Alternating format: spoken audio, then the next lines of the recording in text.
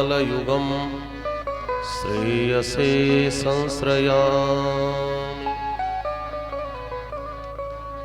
आइए 2 बार भगवान नाम का आश्रय लें। पुनः एक कथा कहने सुनने का वातावरण तो नहीं रह गया है, फिर भी अनुष्ठान की पूर्णता हेतु 5 से 10 मिनट, क्योंकि अब सबको भागने की जल्दी है। तो हमारे पाठक जी अभी से इशारा कर रहे हैं कि ट्रेन का समय हो गया। तो आइए 5 से 10 मिनट में हम लोग इस अनुष्ठान को पूर्णता देते हुए मैथिली महिमा पर थोड़ा और प्रकाश डालेंगे। इसके पूर्व भगवान नाम का आश्रय लेते हैं सब लोग बड़े भावान्वित से। श्री राम जय राम जय जय राम। श्री राम जय राम जय जय राम। श्री राम जय राम जय जय राम। श्री राम जय राम जय जय राम। श्री राम जय राम जय जय राम। श्री राम जय राम जय जय राम। श्री राम जय राम जय जय राम। श्री राम जय राम जय जय राम। श्री राम जय राम जय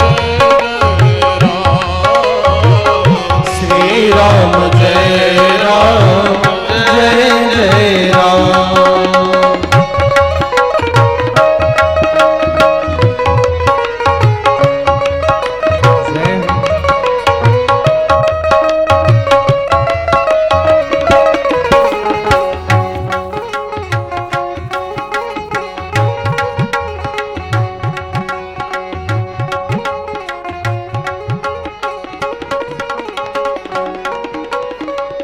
कौशल्या के प्यारे राम। कौशल्या के प्यारे राम। कौशल्या के प्यारे राम। कौशल्या के प्यारे राम। दशरथ राज दुलारे दशरथ राज दुलारे राम। श्री राम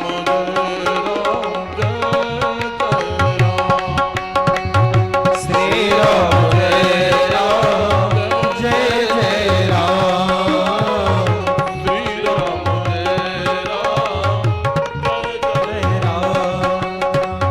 श्री राम जय राम जय राम। बोलिए श्री राघवेंद्र सरकार की जय। श्री जनकराज किशोरी की जय। श्री हनुमान जी महाराज की जय। जगत वंद जगदाचार्य श्री त्रिदंडी स्वामी जी महाराज की जय। परम पूज्य श्री जीयर स्वामी जी महाराज की जय। सब संत भगवान की जय। जय जय श्री सीताराम। श्री राम श्री राम। ये जो लोग आगे गोलबंदी करके खड़े हैं, यदि कोई विशेष कारण न हो तो बैठ जाए। ये जो आगे आगे खड़े हैं गोल बनाकर, इनको थोड़ा सा दाएं बाएं कर दीजिए, या तो बैठ जाएं या किनारे हो जाएं। हाँ, क्योंकि जो सुनने वाले हैं उनको व्यवधान हो रहा है, तो या तो बैठ जाएं या थोड़ा किनारे हो जाएं। श्री राम।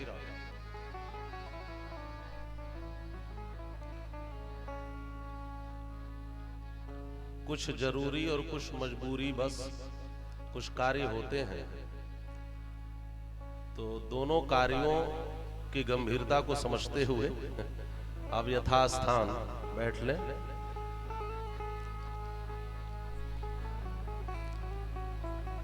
अखिल हेय प्रत्यनी कनंत कल्याण गुणगण निलय परात्पर पुरुषोत्तम परब्रह्म कौशल्यानंद वर्धन अवध नरेंद्र नंदन श्री रघुनंदन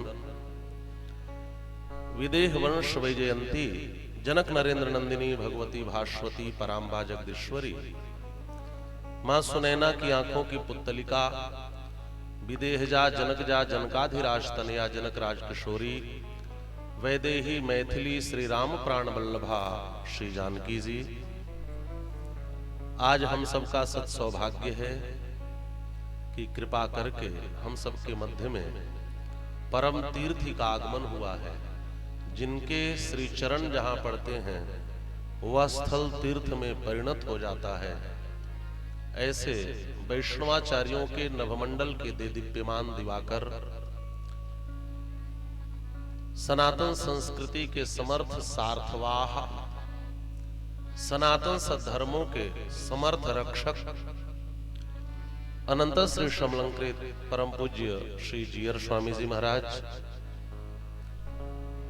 उनके साथ में पधारे बक्सर पीठाधिपति श्रीमद जगत गुरु रामानुजाचार्य स्वामी अयोध्यानाथ जी महाराज, और जिनकी अतिशय ललित कलित वाणी में हम लोग श्री रामचरित मानस कथा रस का आस्वादन कर रहे थे। ऐसे हरिद्वार पीठाधिपति श्रीमद जगत गुरु रामानुजाचार्य स्वामी वैकुंठनाथ जी महाराज, अन्यान्य जितने भी संत चरण पधारे हैं, उपस्थित भगवत कथा सुधा स्वादन परायण महानुभाव, मां मैथिली की महिमा जीवन भर भी कहा जाए तो कम ही है।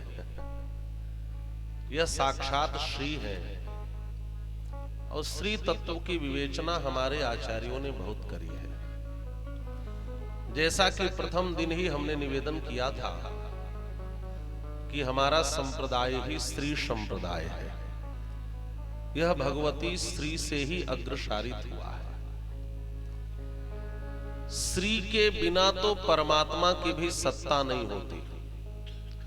संपूर्ण पुरुषोक्त में आप ईश्वर का विवेचन पढ़ें तो सहस्र श्रीरखा पुरुषः सहस्राक्ष, जिसके 1000 सिर हैं, 1000 पांव हैं, 1000 हाथ हैं, वह ईश्वर है।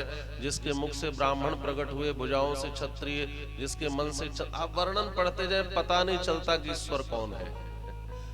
लेकिन सबसे अंतिम ऋचा में श्रेष्ठते लक्ष्मीश्च पत्न्या बहो रात्रे पार्श्वे नक्षत्राणि रूपमश्विनौ व्यातम ईषणं निखाणा मुम्मयि खाण सर्वलोकम मयि खाण।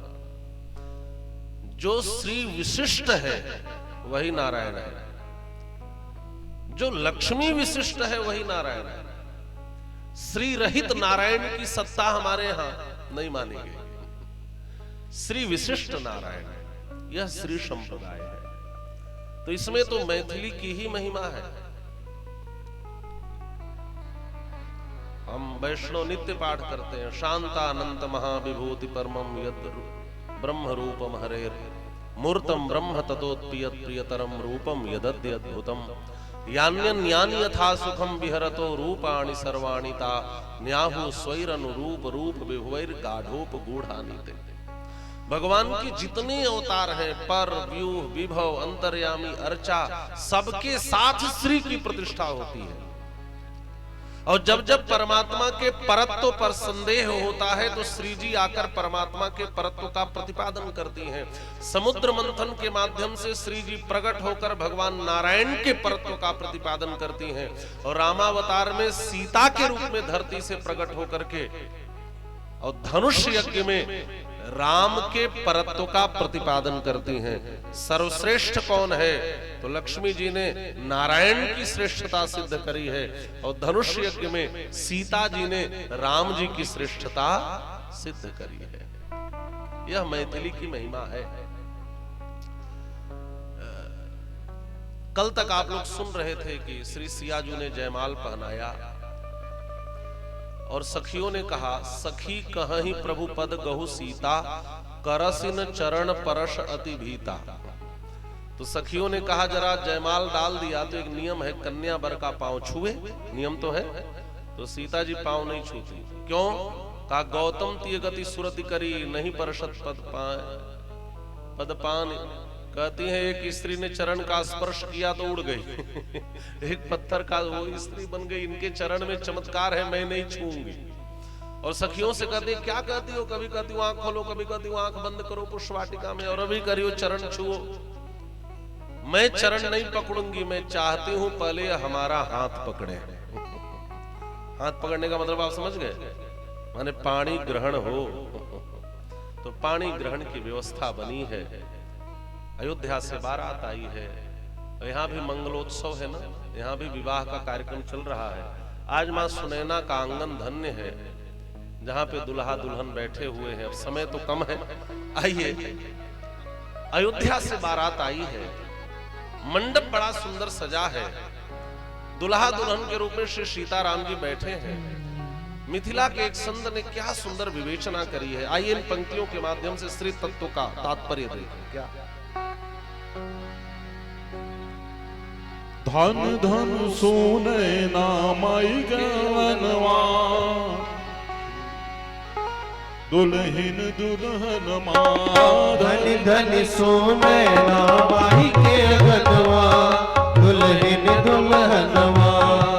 धन धन सोने नामाई अंगनवा, दुल्हन दुल्हनवा। धन धन सोने नामाई के गनवा, दुल्हन दुल्हनवा।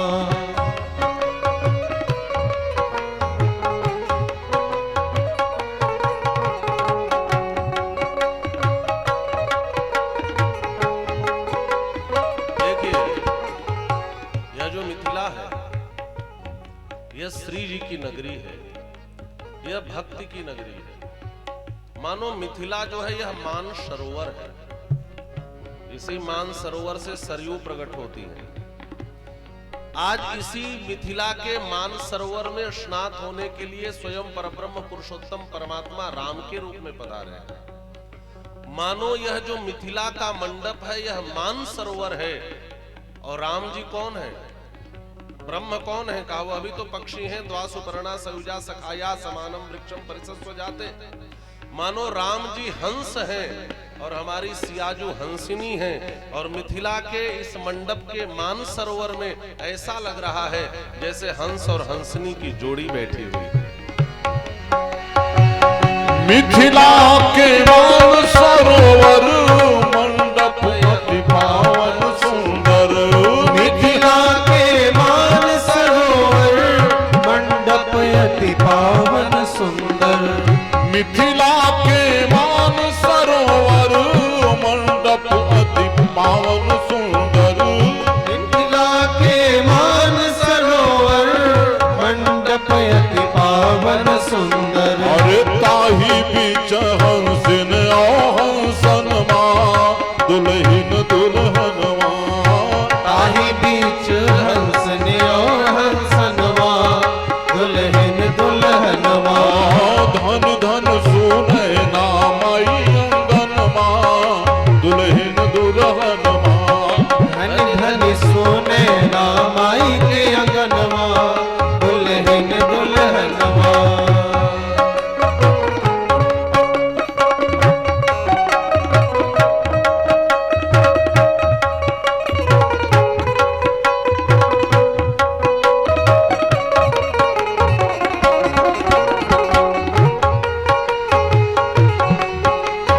जय हो। निवेदन ये करना है, एक दिस निवेदन ये करना है कि भगवान श्री राम आज बर बने हैं। बर माने श्रेष्ठ। राम जी को श्रेष्ठ किसने बनाया, बर किसने बनाया, सियाजू ने। बर कब कौन बनता है, कहा जब वो दूल्हा बनता है। लड़कों को बर तभी कहा जाता है, माने श्रेष्ठता कब आती है, कहा जब दूल्हा बने। तो इसका मतलब दूल्हा बनने की डिग्री या बर की डिग्री कौन देता है, दुल्हन देती है। तो आज सिया जी ने भगवान को भी बर बनाया, माने मिथिला में आकर के ही भगवान श्रेष्ठ बने, बर बने। यह भी तो मैथिली की ही महिमा है। अच्छा, बर का सौंदर्य क्या है सबसे बड़ा, का उसके सिर पर मऊर हो, सेहरा नहीं। सेहरा अलग है, मऊर अलग है। मोर में लटकन होती है महाराज, सेहरा में तो टोपी पहना देते हैं, और एक बार टोपी पहनाते हैं फिर जीवन भर टोपी पहनाते हैं। टोपी पहनाना शब्द अच्छा नहीं है। तो मोर की विशेषता क्या है, कहा उसमें लटकन है। एक तरफ राम जी दूल्हा बनकर बैठे हैं, सिर पर मोर है और मोर की लटकन लटक रही है, और दूसरे तरफ भगवती भास्वती श्री सियाजू बैठी हैं और घूंघट है। दोनों तरफ चेहरे के आगे थोड़ा ओट है। एक बात और कहूं, जो चंद्रमा सीधे दिखता है उतना सुंदर नहीं लगता, बादल की ओट में दिखता है तो सौंदर्य बढ़ जाता है। दूल्हा सरकार के चेहरे के आगे मोर की लटक है और दुल्हन सरकार के चेहरे के आगे घूंघट का पट है। लेकिन दिदृक्षा है, प्यास है, दर्शन की अभिलाषा है। एक दोनों की आंखें धीरे धीरे तिरछी हो रही हैं और एक मोर के लटक के भीतर से देख रहे हैं और एक घूंघट के पट से के भीतर से एक दूसरे को देख रहे हैं।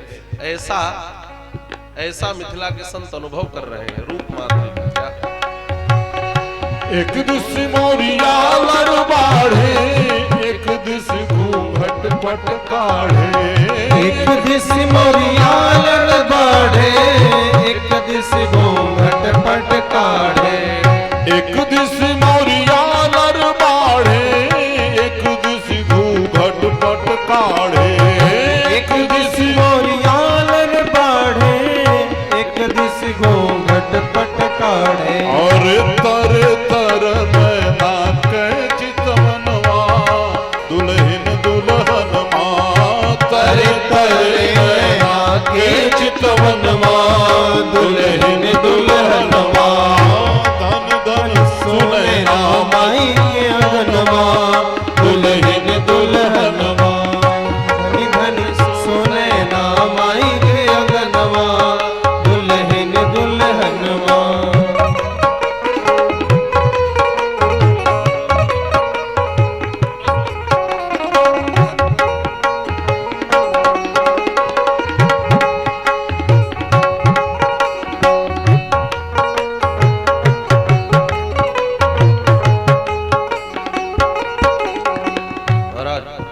विवाह का प्रकरण चल रहा है। दोनों एक दूसरे को देखना चाहते हैं, देख नहीं पा रहे, तो इसमें औषधि का कार्य या सहायक सियाजू की चूड़ी बनती है। कब? कहा जब पानी ग्रहण होने लगा और पानी ग्रहण में राम जी के हाथ के ऊपर सियाजू का हाथ रखा गया, तो सियाजू के हाथ में चूड़ियां हैं। तो उस चूड़ी में सिया जी को राम जी का चेहरा दिख रहा है और राम जी को सियाजू का चेहरा दिख रहा है। ऐसा लग रहा है एक कमल पर दूसरा कमल रखा है। ये हाथ जो है दोनों के कमल की तरह है, और सिया जी की जो चूड़ी है मानो दोनों के लिए आज औषधि हो गई, मूरी हो गई, और दोनों लोग एक दूसरे का दर्शन उस चूड़ी के बिंब में कर रहे हैं। ऐसी कल्पना है। दोनों के सजीवन मूरी, भेल छति सियाज के चूरी। दोनों के सजीवन मोरी, भेल छति सियाज के चूरी। दोनों के सजीवन मूरी, भेल छति सियाज के चूरी। दोनों के सजीवन मोरी, भेल छति सियाज के चोरी। सरसिज पर सरसिज के सुमनवा, दुल्हन दुल्हनवा। सरसिज पे सरसिज के सुमनवा, दुल्हन दुल्हनवा। धनी धनी सुने ना माई के अंगनवा, दुल्हन दुल्हनवा। धनी धनी सुने ना माई के अंगनवा, दुल्हन दुल्हनवा।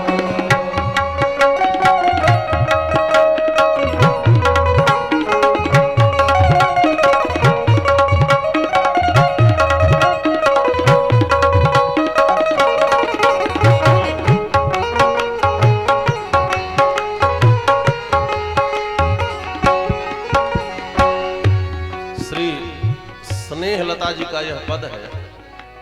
स्नेहलता जी के शब्दों में कौन ऐसा कठोरतम पिता होगा, कन्यादान के समय जिस पिता की छाती न फट जाए।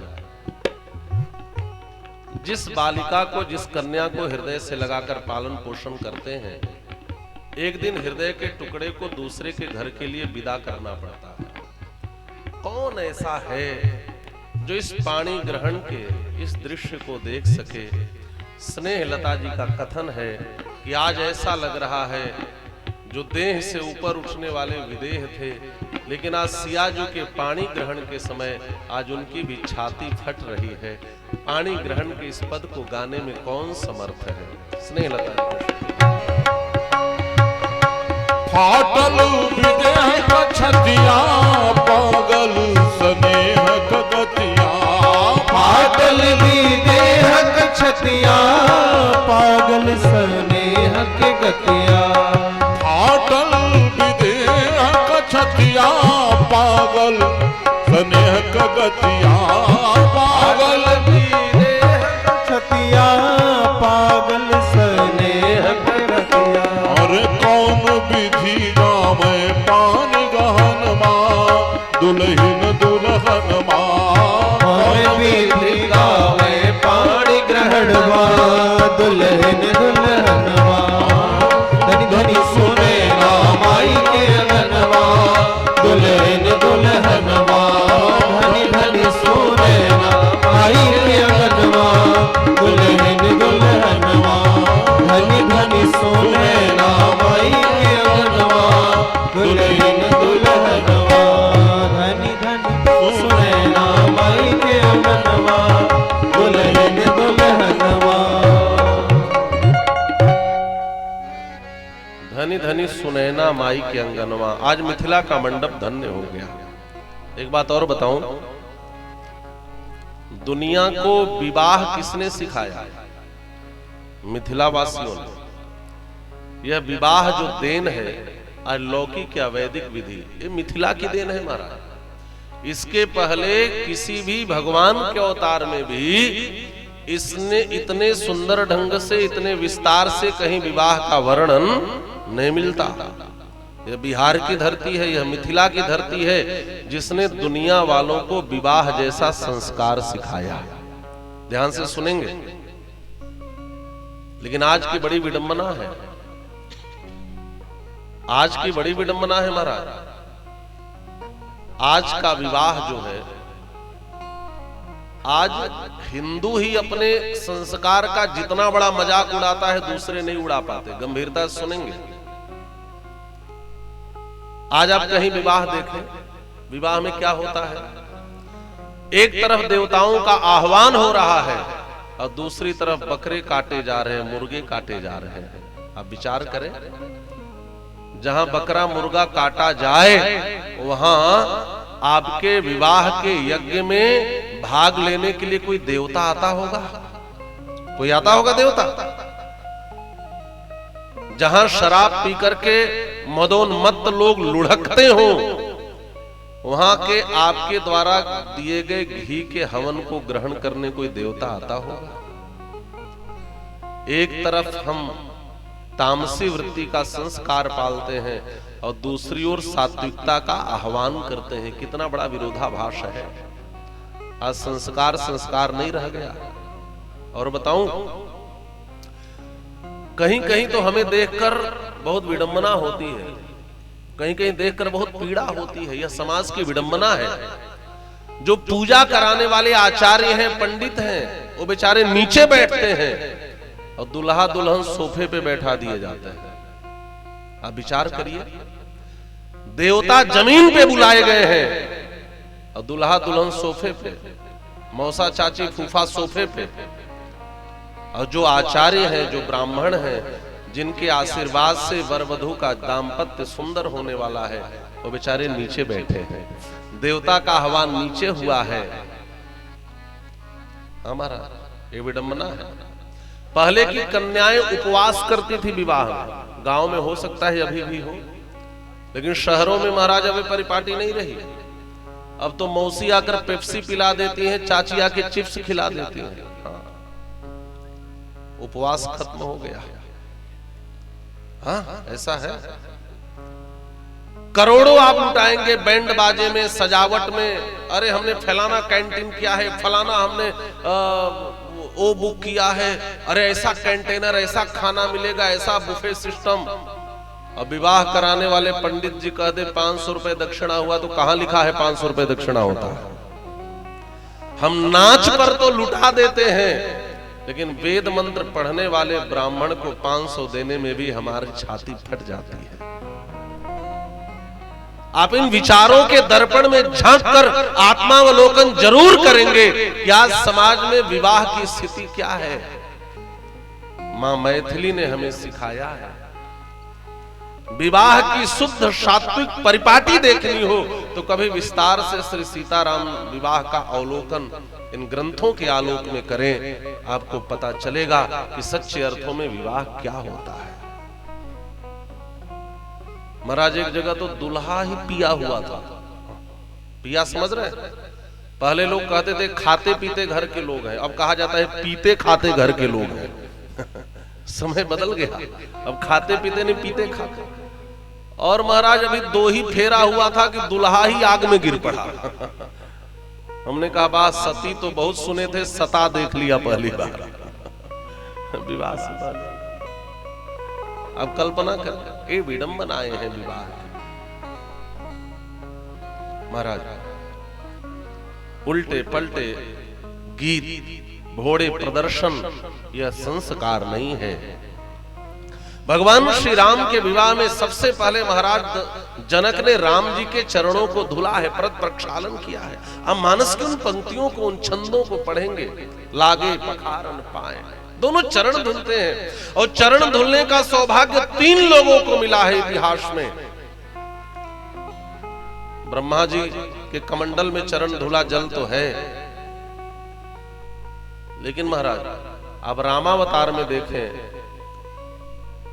एक चरण महाराज श्री जनक और मां सुनैना धुल रही हैं, और आगे चलकर केवट भी धुलेगा। क्या सौभाग्य है। समय नहीं है कि मैं विवेचना कर पाऊं और सारी इतिहास बता पाऊं। फिर पाणी ग्रहण कन्यादान, कितना भी बड़ा श्रेष्ठ परमात्मा ही क्यों न आ जाए, लेकिन लेते समय उसका हाथ नीचे होता है। काष्ठ जिह्वा स्वामी कहते हैं, राम लेवैया जनक देवैया काको ऊंचे ठाव। लेने वाले राम हैं, दुनिया भले कहे दाता एक राम, भिखारी सारी दुनिया, लेकिन इस मिथिला में आकर के राम भिखारी हो गए और देने वाला बड़ा हो गया। महाराज इसके बाद ग्रंथि बंधन होती है। ग्रंथि बंधन, ईश्वर को बांधा जाता है। कितनी बड़ी बात है। ईश्वर को बांधना छोटी बात है क्या?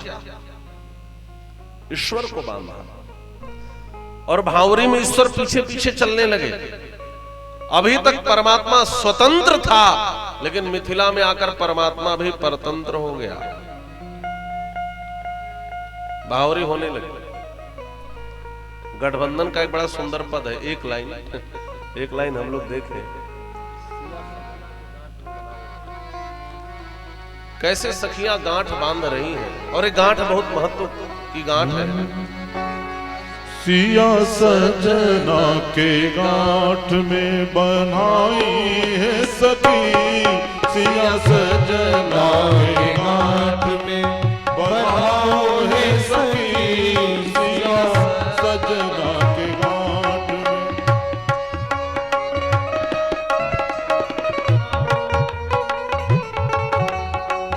बंधाओ है सखी, हो बंधाओ है सखी, सिया सजना के गांठ में बधाओ है सखी, सिया सजना के गांठ में।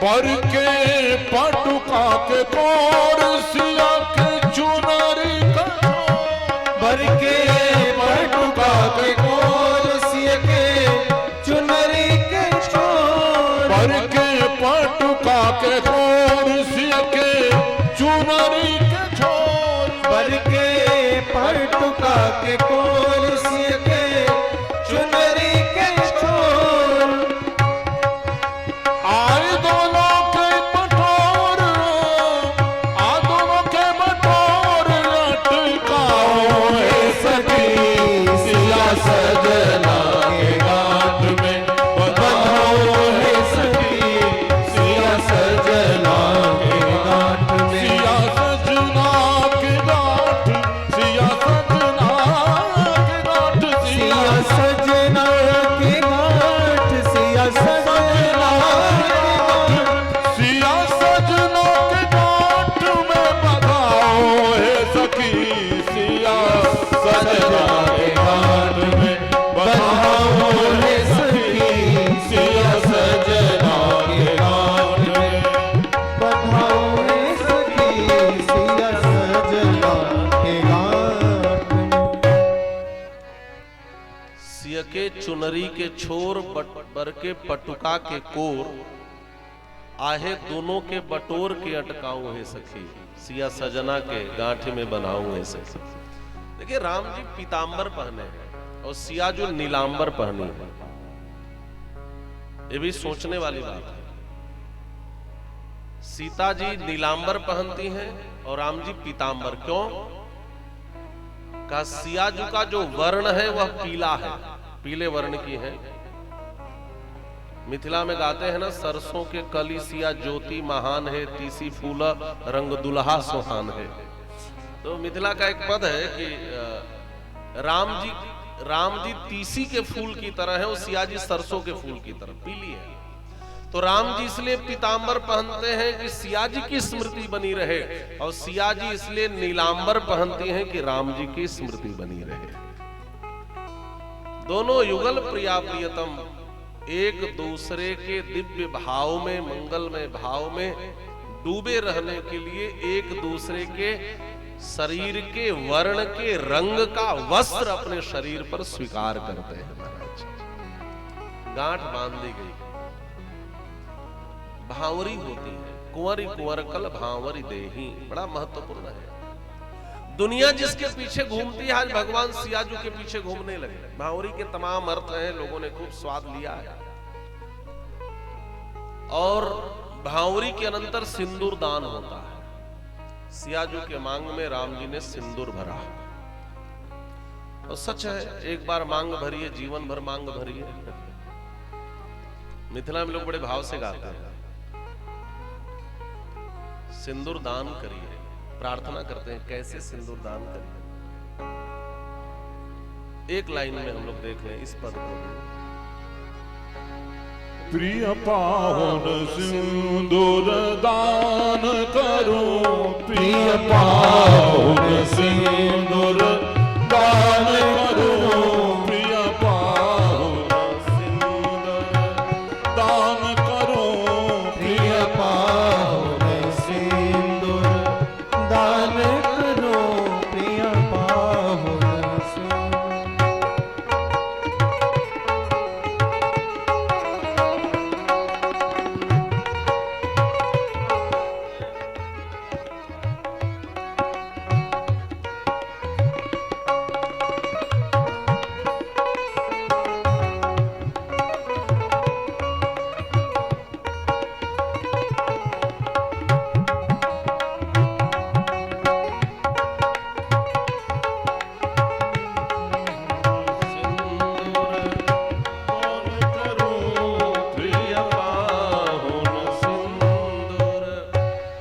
गोस्वामी जी ने एक उत्प्रेक्षा की है, अरुण पराग जलज भरी नीके, ससी भूष अहिलोभ अमीके।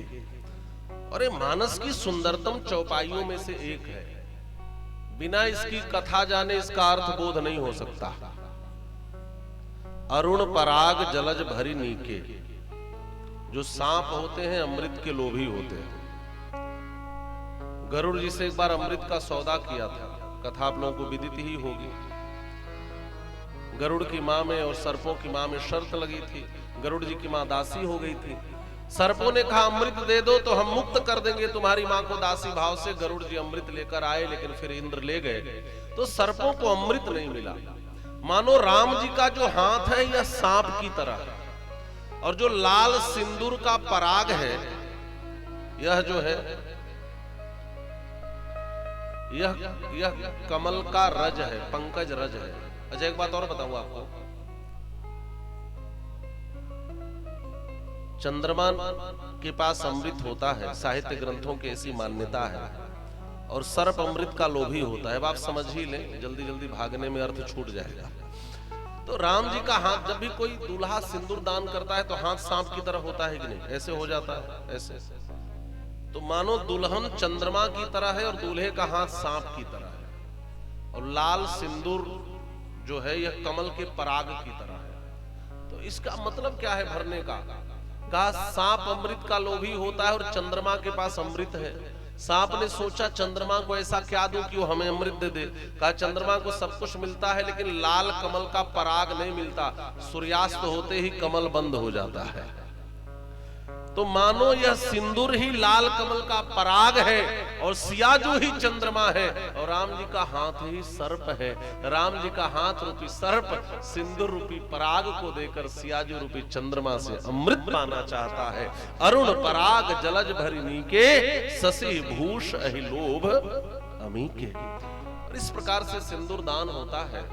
मिथिला के लोग गाते हैं, हे ठाकुर सरकार, हे राम जी, आज सियाजू के साथ आपका विवाह हो रहा है तो आज मिथिला का शान बढ़ गया। क्यों न बढ़ जाए? जहां के गलियों में आकर परमात्मा घूमे, जहां स्वतंत्र परमात्मा भी बंधन में आ जाए। एक बात और बताऊं, मिथिला में दूल्हे से धान भी कुटवाया जाता है। वहां के पदों में आप देखेंगे।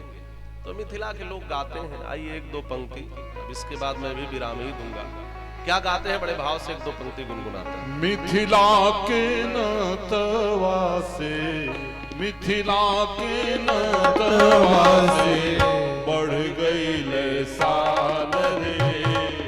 हमरा न चाहिए पाहुन, हमरा न चाहिए पाहुन, जोग जप ध्यान रे। हमरा न चाहिए पाहुन, जुग जप ध्यान रे। मिथिला के नतवा से, मिथिला के नतवा से बढ़ गई शान रे। हमरा न चाहिए पाहुन, जुग जप ध्यान रे, हमरा न चाहिए पाहुन। एक बात है, यदि राम जी मिथिला नहीं आए होते तो मिथिला के संत कहते हैं कौन जानता राम किस गली के राम है? कोई जानता? धनुष तोड़े तभी तो सारी दुनिया में प्रचार हो गया कि राम जी दुनिया में सबसे महान योद्धा हैं, त्रिभुवन जय समेत वैदेही। तभी तो सारी दुनिया में हल्ला हुआ। यदि राम जी का संबंध मिथिला से नहीं जुड़ा होता तो राम जी भी महान नहीं बने होते। मिथिलावासी कहते हैं हम तो वह हैं जो भगवान की भी शान बढ़ा दे। इतना ही नहीं, हमारा मिथिला में जन्म हुआ है। महाराज मिथिला में जन्म जिसे मिलता है वो बिना किशोरी जी के कृपा के, बिना लाडली कृपा के मिथिला में जन्म पाना भी कठिन है। मिथिला वासिनियां अपने सौभाग्य को सराहते हुए क्या कहते हैं? एक मिथिला जन्म भेला, मिथिला जन्म भेला, सुकृत महान रे। लाडली कृपा सुपैलो, औसन मेहमान रे। लाडली कृपा से पैलो, ऐसा मेहमान है। लाडली कृपा से पैलो, ऐसा मेहमान है। लाडली नतवा से।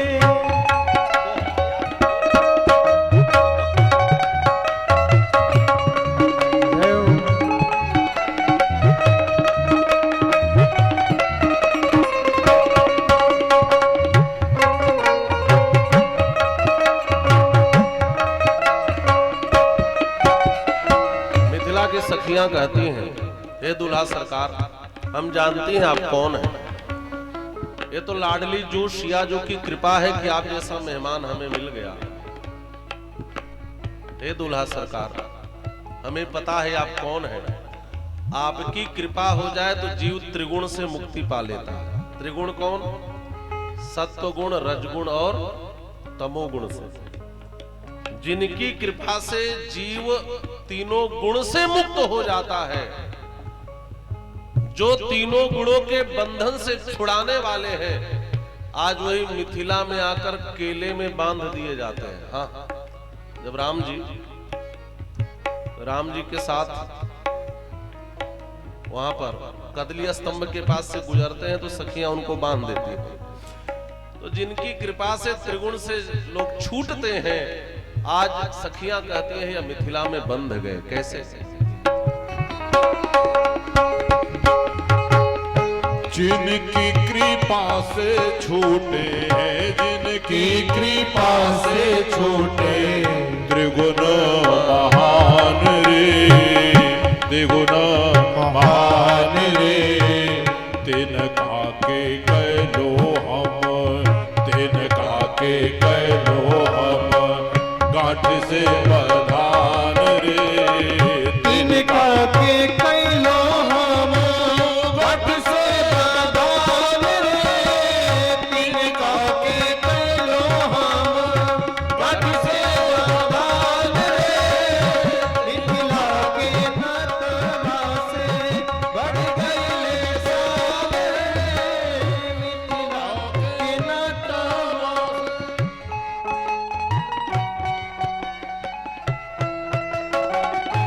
मिथिला के नाते से आज हे ठाकुर जी आपका शान बढ़ गया और हमारा भी बढ़ गया। हमें पता है आप कौन हैं। आप विश्वंभर हैं। विश्वंभर का मतलब जो विश्व का पालन पोषण करे, जिनकी कृपा से ही दुनिया वालों को भोजन मिलता है। लेकिन मिथिला में क्या होता है? अठोंगर की विधि होती है और कहा जाता है दूल्हा सरकार, दूल्हा सरकार आप धान कूटिए। अब पता नहीं इधर परंपरा है कि नहीं। मिथिला में ऊखल में से धान, ऊखल में धान कुटवाया जाता है और कहा जाता है कि 3 ही चोट में धान से चावल अलग हो जाए तभी आप असली बाप के बेटे माने जाएंगे। तो मिथिला की सखियां ऐसा कहती हैं। मतलब इतना ही है कि जो विश्वंभर है, जो दुनिया को भरते हैं, जो दुनिया का पालन पोषण करते हैं, आज मिथिला में आकर उनको भी धान कूटना पड़ रहा है। यही तो मिथिला की महिमा है।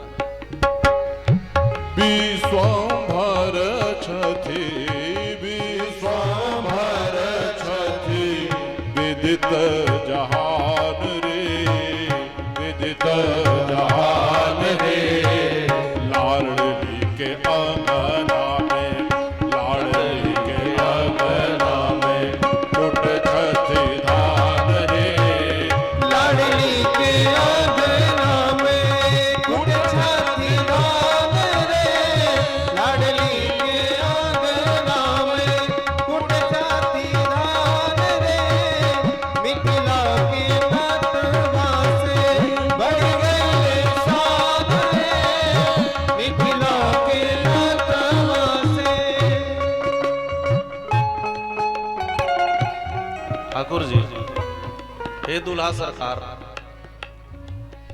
कितना शान बढ़ गया है और हम सबका भी शान बढ़ गया कि हम मिथिला वासी हैं। सिया जी को राम जी मिले वह प्रसन्न है, राम जी को सिया जी मिली वह प्रसन्न है। लेकिन हम मिथिला वासियों का सुकृत कितना महान है कि हमें सीता राम जी दोनों मिले हैं। हम मिथिला वासियों का शान बढ़ गया। हमें पता है आप तीनों लोगों के स्वामी हैं। दूल्हा सरकार, आप सोच रहे होंगे कि हम मुंह खोलें तो आप सब कुछ दे सकते हैं, लेकिन मिथिला वासियों की कामना क्या है? मिथिलानियां कहती हैं दूल्हा सरकार, हमें त्रैलोक्य की कोई वस्तु नहीं चाहिए। आपका यह सुंदर धनुष भी नहीं चाहिए, आपका बाण भी नहीं चाहिए। तो क्या चाहिए? अच्छा, मिथिला वासियों की कामना क्या है? आप बलिहार हो जाएंगे। क्या कामना है? मिथिला की सखियां कहती हैं, दूल्हा सरकार हमें कुछ नहीं चाहिए, बस यही चाहिए कि आप जीवन भर हमेशा मंद मंद मुस्कुराते रहे। हमारी यही मांग है, हमारी यही कामना है। अरे हमरा न चाही पाहुन धनुष और बाण रे, हमरा न चाहे पाहुन धनुष और बाण रे। और हमरा न चाही पाहुन, हमरा न चाही पाहुन धनुष और बाण रे, धनुष और बाण रे। हमरा तो चाहिए पाहुन, हमरा तो चाहिए पाहुन मंद मुस्कान रे, हमरा तो चाहिए पाहुन मंद मुस्कान रे। हमरा तो चाहिए पाहुन मंद मुस्कान रे। हमरा तो चाहिए पाहुन मंद मुस्कान रे। मिथिला के नंदवा से हमरा तो चाहिए पाहुन मंद मुस्कुराना। और यही सबसे बड़ी विनती है कि आप मुस्कुराते रहे। यह मिथिला का भाव है हमारा कि हे ठाकुर जी, आप हमेशा मुस्कुराते रहे, यही हमें चाहिए। और इसके अनंतर कोहबर का बड़ा भावपूर्ण प्रसंग होता है। उसके बाद जेवनार और फिर गारी। कोहबर का अर्थ क्या है? का कोहे बर इन दुहुन में सीता या की राम, या को निर्णय हो जहां सोघर कोहबर नाम। दूल्हा श्रेष्ठ की दुल्हन, इसका निर्णय सखियां करेंगे। अच्छा, हुआ क्या? चारों दूल्हा को ले आया गया कोहबर में, और चारों दुल्हन का घूंघट खींच करके कोहबर में सखियां रखी हैं और कहती हैं, दूल्हा सरकार जरा अपनी अपनी दुल्हनों को पहचान लीजिए, अपनी अपनी दुल्हनों को पहचान लीजिए। जब चार दूल्हा हैं, चार दुल्हन, और चारों एक प्रकार का वस्त्र पहनी है, सबके घूंघट, बहुत मुश्किल हो गई। सबसे पहले राम जी को कहा गया, तो राम जी पहचान लिए। क्यों पहचान लिए? कहा राम जी तो पुष्पवाटिका में देखे थे, राम जी को पता है कि कद काठी कैसी है। तो राम जी ने तो अपनी दुल्हन को पहचान लिया, सियाजू को पहचान लिया। अब महाराज कठिनाई हो गई लखन भैया के लिए। लखन भैया ने कहा, हम कैसे पहचाने, हमारा क्या होगा? तब तक शत्रुघ्न भैया ने पहचाना अपनी वाली को। क्यों? कहा, जो सबसे बड़ी है, यदि वो राघव भैया के हैं, तो जो सबसे छोटी है वो हमारी होगी। तो शत्रुघ्न भैया ने अपनी वाली को पहचान लिया। अब दो लोग असमंजस में खड़े हैं कि इन दोनों में कौन है। तब लखन भैया ने सियाजू की ओर इशारा किया कि आपकी कृपा के बिना मेरा काम नहीं चलेगा। तो सीता जी ने धीरे से इशारा कर दिया कि उर्मिला कौन है। तो लक्ष्मण ने भी पहचाना, और अंत में भरत जी ने कहा, जो बची हैं वो हमारी ही होंगी। तो इस प्रकार से चारों दोनों ने पहचाना। और फिर यहाँ कोहबर में बड़ी बड़ी झांकी होती है, फिर जेवनार होता है, और फिर गाली होती है, गारी। देखिए, गारी और गाली में बड़ा अंतर है। गारी माने क्या होता है? आप लोग कहते हैं हमने कपड़ा गार दिया, तो गारना का मतलब निचोड़ना होता है। गारना शब्द अलग है, गाली अलग है, और गारी अलग है। गाली में झगड़ा हो जाएगा, और गारी में मिठास होती है। गारी में लोग मुस्कुराते हैं। किसी ने पूछा परब्रह्म को गारी कैसी, तो मिथिला वासियों ने कहा, गारी बिन ससुरारी कैसी। बिना गारी के ससुरारी कैसे होगी? ससुरपुर में आए हैं तो गारी तो होगी ही होगी। तो मिथिला की सखियों ने गारी भी गाया है। तो गारी का मतलब जहां स्नेह को निचोड़ा जाए, स्नेह को गार करके जो दिया जाए, उसको कहते हैं गारी। हृदय के स्नेह के निचोड़ी चीज को ही गारी कहते हैं, जो गारी हुई चीज है, निचोड़ी हुई चीज है। मिथिला की सखियों ने गारी गाया, और इसके बाद यह वैवाहिक कार्यक्रम पूर्ण होता है। मैथिली की महिमा कितनी कही जाए, सबको जाना है, सब लोग उतावले भी हैं, जल्दी में है। अच्छा, एक गारी गाइए, यहाँ बैठकर बिना गारी के जाए। तुम एक लाइन सुनाइए। सबका कहना है कि बिना गारी के हम लोग भी राम जी को नहीं छोड़ेंगे। एक गारी। तुम सच सकु समुचत कस चित चोर दुल्हा राम जी दला। तुम समुचत कस चित चोर दुल्हा राम जी दला। तुम समुचत कस चित चोर दुल्हा राम जी दला। तुम समुचत कस किशोर दुल्हा राम जी लला।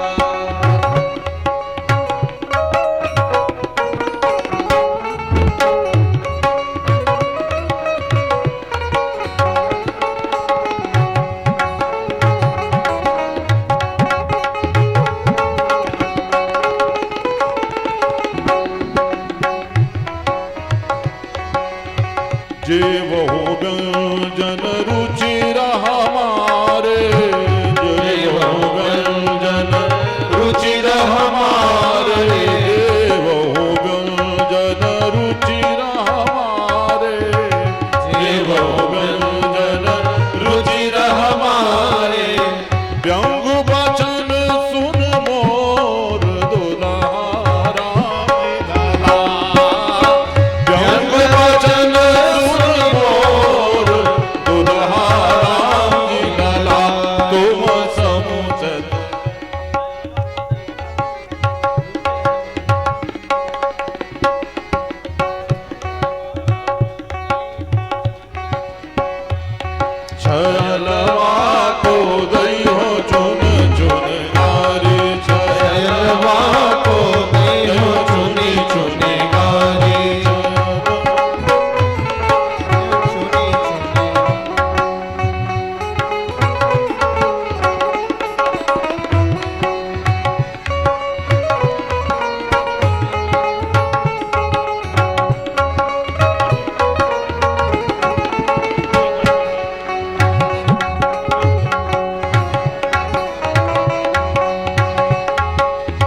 छप्पन भोग 36 व्यंजन।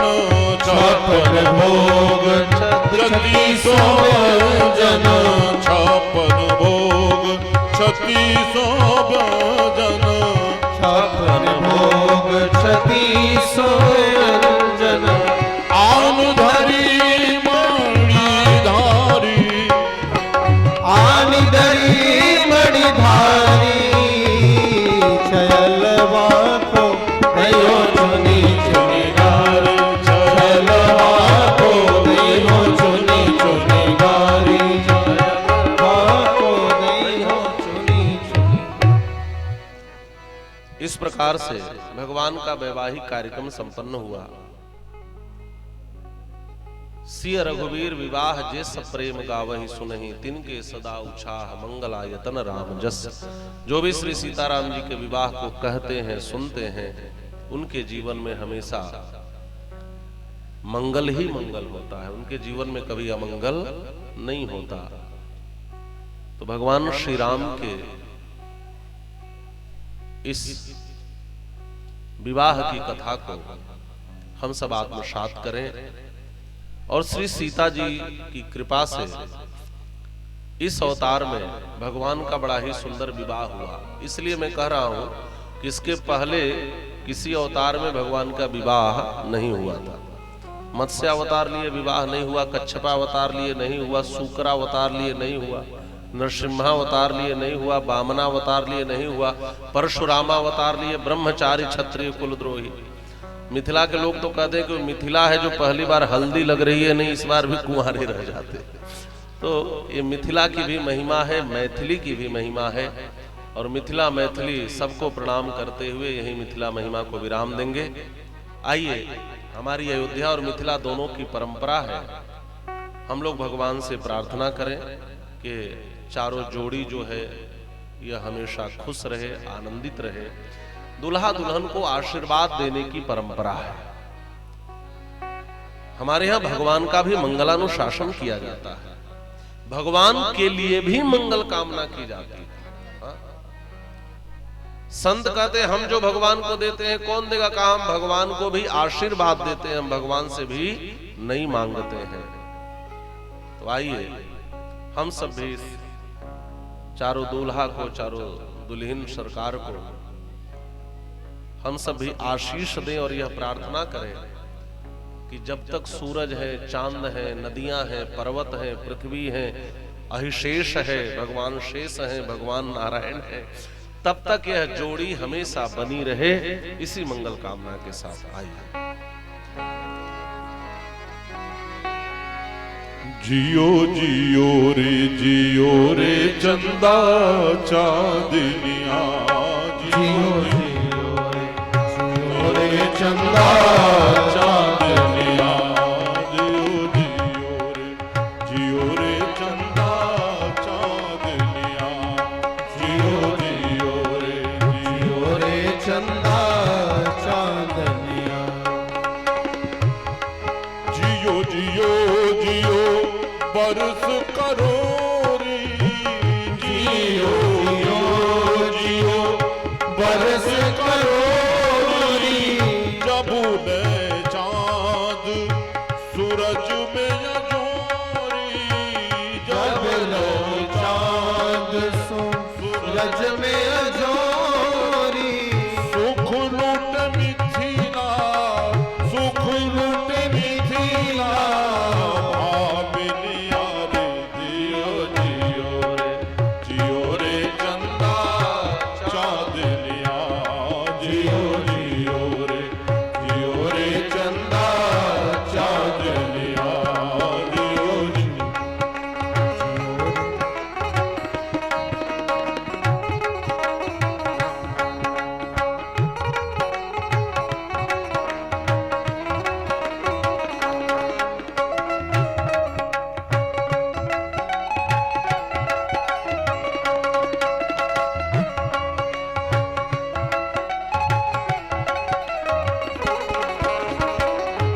जियो जियो मिथिलेश किशोरी, जियो जियो मिथिलेश किशोर,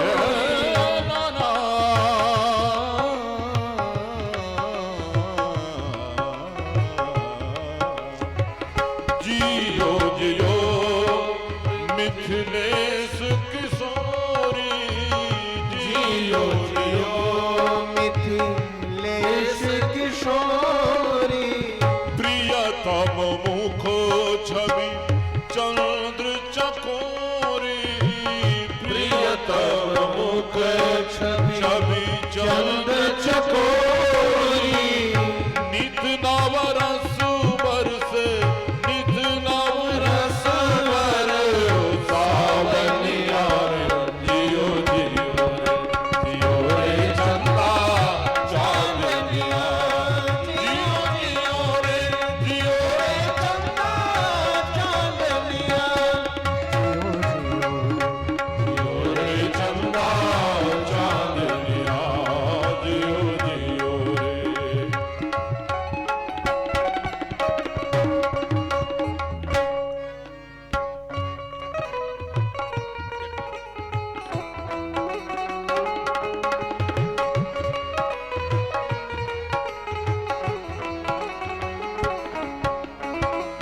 जुग जुग जियो माधुरी जोड़ी, जुग जुग जियो माधुरी जोड़ी, आचल रहे बड़ भाग बढ़ोरी, आचल रहे बड़ भाग बढ़ोरी, मन भावना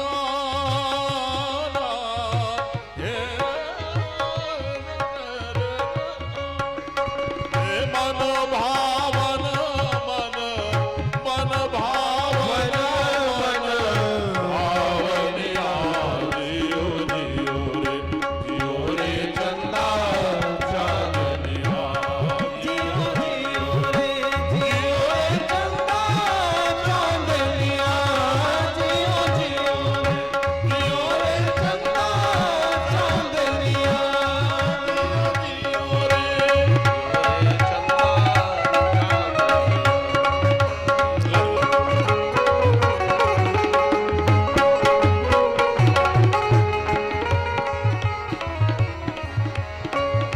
जियो जियो मेरे नैनों के तारे, जियो जियो मेरे नैनों के तारे, श्री श्रीजू के प्राण आधारे, श्री श्रीजू के प्राण आधारे, अलिगन द्रिगना, अलिगन द्रिगना जुड़ावनियारे, जियो जियो रे चंदा चांदनिया, जियो जियो रे चंदा चांदनिया, जियो रे चंदा चांदनिया, जियो रे, जियो रे, जियो रे।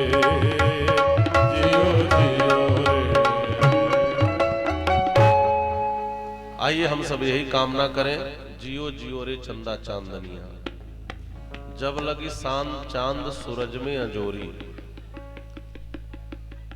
यही श्री सीताराम जी दुल्हा दुल्हन के लिए कामना की गई है और हम लोग भी यही कामना करें। यहाँ भी जो होने वाले दूल्हा दुल्हन हैं उनके लिए भी यही कामना करें कि इनकी जोड़ी सदा बनी रहे, हमेशा मुस्कुराते रहें, दाम्पत्य जीवन सुखमय हो और सभी के लिए मंगल कामना। इस कार्यक्रम का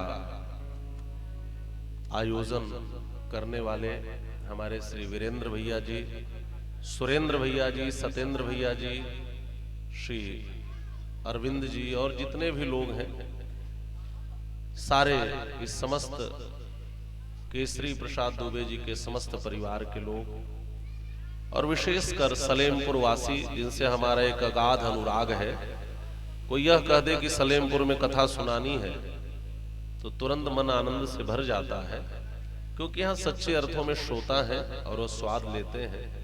कुछ क्रम व्यतिक्रम होता रहता है, कथाएं कभी अधूरी नहीं होती, क्योंकि हरि अनंत हरि कथा अनंता, कथा अनंत है। कहीं सुनहि बहुविधि सब संता, यह जितना हो जाए उतना ही पूर्ण है, इसमें कुछ अधूरापन नहीं होता। इसीलिए एक ही प्रसंग रखा गया था कि जहां तक संभव हो इसकी विवेचना होगी।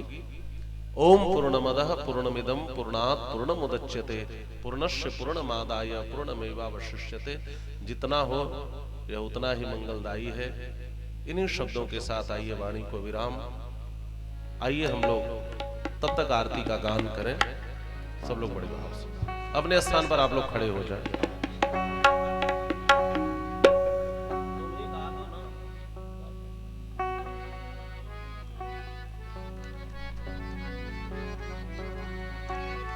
रघुनंदन दुल्हा के, रघुनंदन दुल्हा के, सखी है आरती उतारो। रघुनंदन दुल्हा के, सखी है आरती उतारो। रघुनंदन दुल्हा के, सखी है आरती उतारो। रघुनंदन दुल्हा के,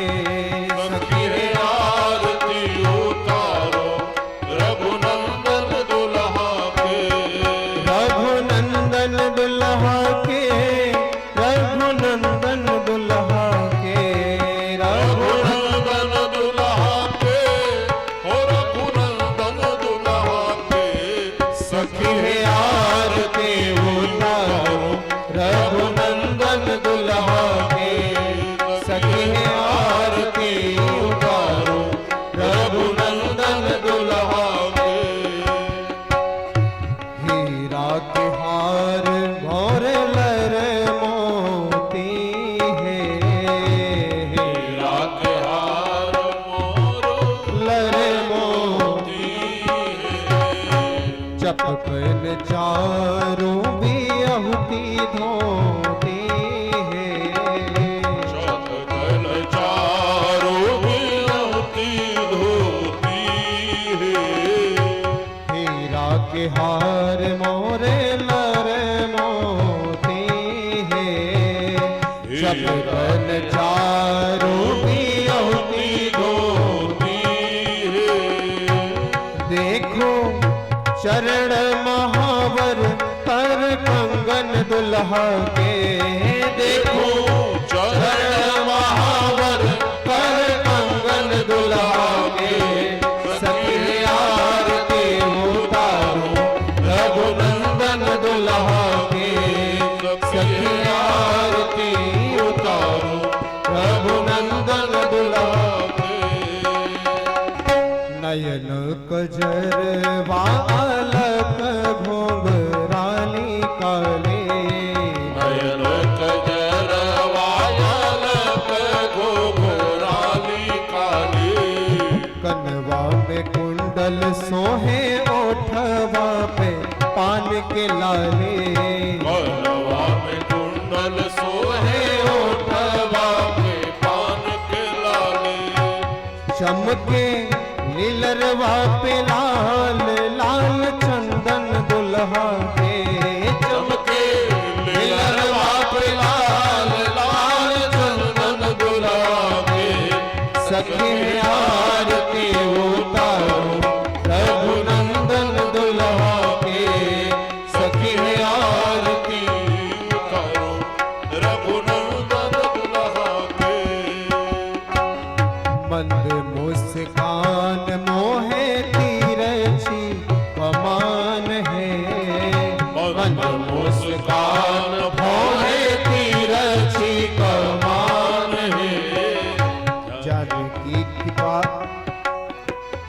मंद मुस्कान भोहे तिरछी कमान है मंद मुस्कान भोरे तिरछी कमान है जाति कोई उपमान सकल जहान है जाति कोई उपमान सकल जान है कोटि काम छबिवारो अंग अंगन दुल्हा के कोटि काम छबिवारो अंग अंगन दुल्हा के सखी है आरती उतारो रघुनंदन दुल्हा के सखी आरती उतारो रघुनंदन दुल्हा के धन्य धन्य मिथिला के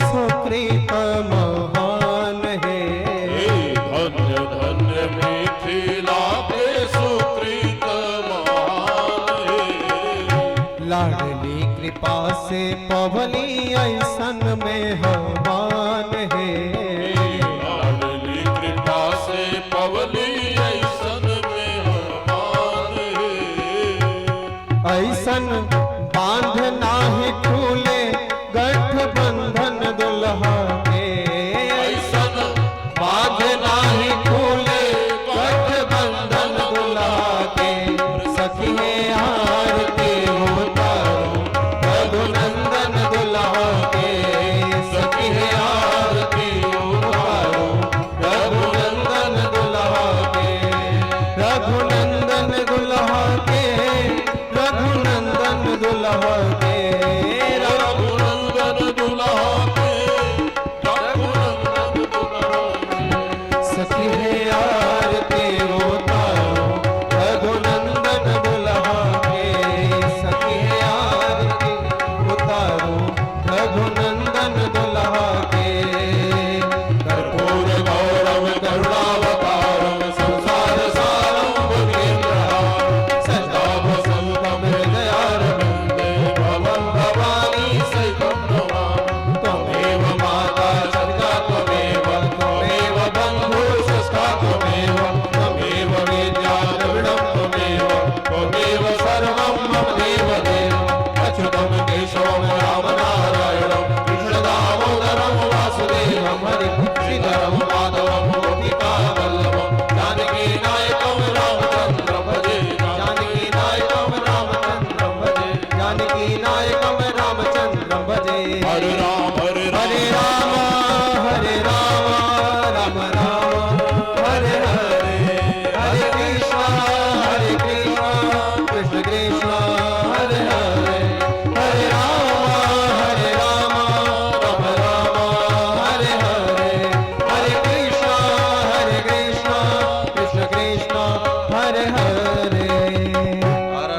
समर्पयामि जलेन शीतलीकरणम् आत्माभिवन्दनं मन्त्रपुष्पाञ्जलिः ओम यज्ञेन यज्ञमय जन्त देवास्तानि धर्माणि प्रमाण्यासन्नो ते अनाकं हिमानः सजन्दित्र पूर्वे साध्याः सन्ति देवाः ओम विश्वत चक्षुरुत विश्वतो मुखो विश्वतो बाहुरुत विश्वत स्पात संबाहुभ्यां धर्म संपत्ति द्यावा भूमि जनयन् देवैका सेवन्तिका बकुलचन पकपाट लाभजय पुण्या गजादि करवीर रसाल पुष्पैः